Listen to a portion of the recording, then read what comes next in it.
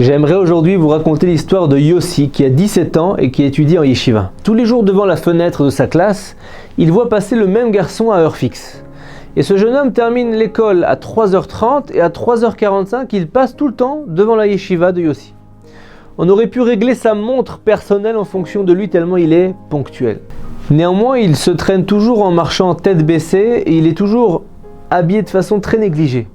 Et Yossi se demande à chaque fois ce qui a bien pu lui arriver dans sa vie pour qu'il soit comme ça, aussi négligé et toujours passé à la même heure, etc. Mais il n'a pratiquement aucune chance de le rencontrer dans sa vie puisqu'il ne sait même pas si cet enfant est religieux, il ne sait même pas s'il est juif. Jusqu'à ce jour pluvieux de plein hiver, un après-midi à la yeshiva, il commence à avoir faim et remarque qu'il a encore oublié de prendre un goûter avec lui. Il sait qu'il ne va pas tenir jusqu'à la fin de la journée.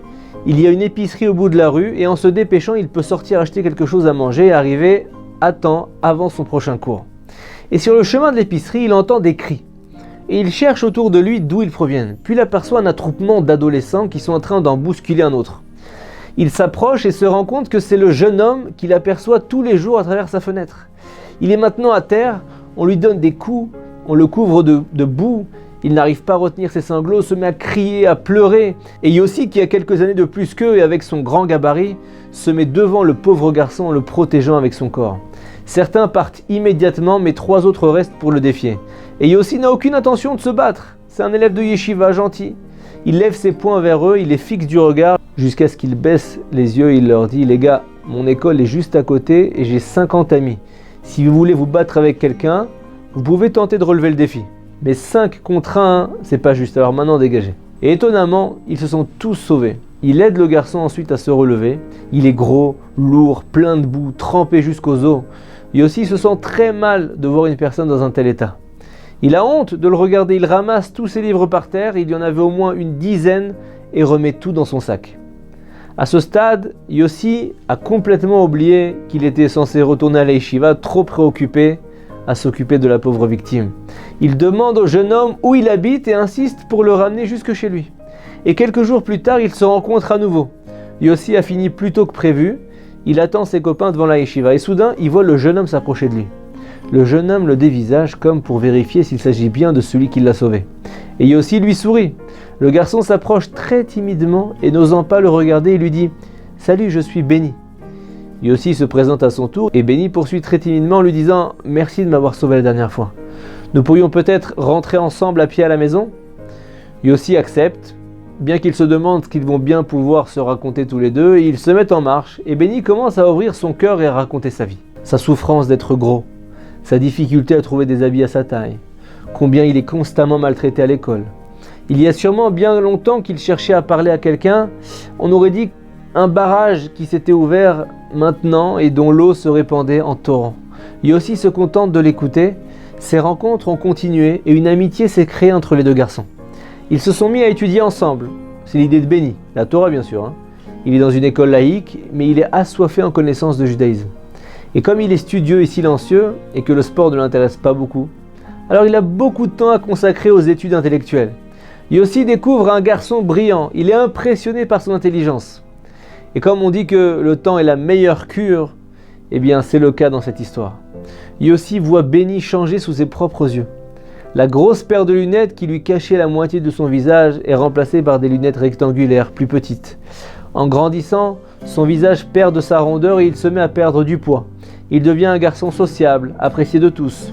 Yossi le convainc de se présenter en tant que délégué de classe et Benny remporte l'élection à une majorité écrasante. La dernière année de lycée, Benny est président du corps étudiant et éditeur du journal de l'école. Puis, il est élu major de sa promotion.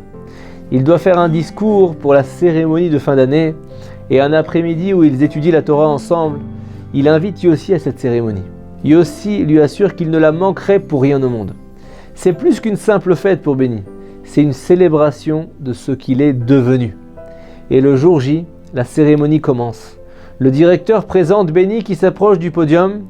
Benny est grand, mince, sûr de lui, élégant, tout comme un major doit avoir l'air. Il se racle la gorge et commence à parler tout doucement en disant « Il y a plusieurs personnes ici que je tiens à remercier. Ces personnes m'ont observé et ont vu le potentiel caché en moi. Je leur dois tout. Mes parents se sont tenus à mes côtés et je leur dois tout. Mais un jour a tout changé dans ma vie. Et la salle commence à être plus que silencieuse. Et Benny continue et dit « C'était un jour pluvieux, je rentrais de l'école tout seul. Je portais un sac d'école très lourd. En réalité, tous mes livres se trouvaient dans mon sac car je ne voulais pas que ma mère retourne à l'école pour les chercher. Et donc, tout serait beaucoup plus facile pour toutes les personnes concernées.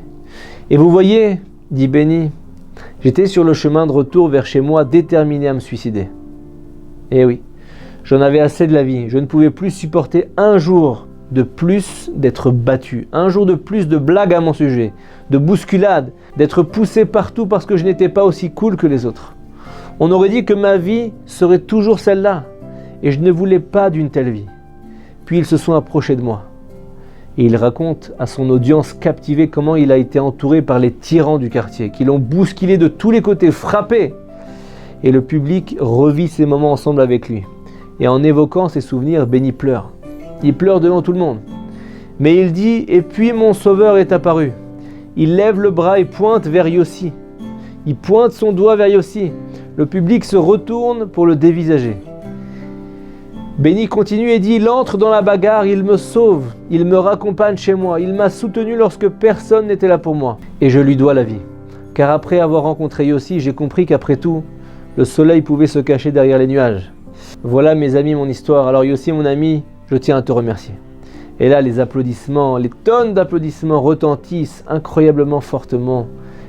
La leçon de cette histoire, un geste simple, juste un bonjour, c'est pas un grand effort pour nous. Mais parfois ça peut changer la vie de la personne qui le reçoit. Cette personne pourrait rentrer chez elle et décider de donner une chance à sa vie, juste grâce à vous. Et peut-être, qui sait, elle pourra un jour vous la raconter. Shabbat Shalom.